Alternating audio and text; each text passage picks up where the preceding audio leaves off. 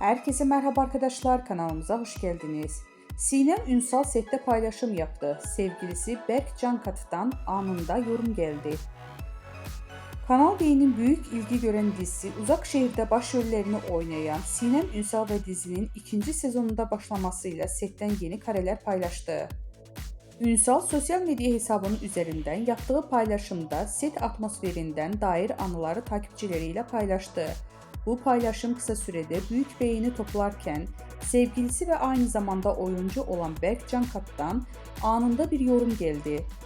Sinem Ünsal dizide aile karakterine hayat verirken sette yaptığı paylaşımlarda adından söz ettiriyor. Geçtiğimiz aylarda yeni yaşını kutlayan oyuncu sosyal medyada sevgilisi Berk Cankat'tan gelen romantik doğum günü mesajı ile dikkatleri üzerine çekmişti. 2 yıldır birlikte olan ünlü çift doğum günü mesajları sosyal medyanın kullanıcıları tarafından ilgiyle takip edildi. Berk Cankat, Sinem Ünsal'a hitap ederek "canım eşim" diye seslenmişti. Cankat'ın mesajında şunlar yazılmıştı: "Biricik yol arkadaşım, sevgiciğim, kıymetlim, neşem, gücüm, desteğim. İyi ki doğuldun, iyi ki hayatına kabul ettin beni. Nice sağlıklı, başarılı, huzur ve kahkaha dolu yaşların olsun. Hep yan yana olalım.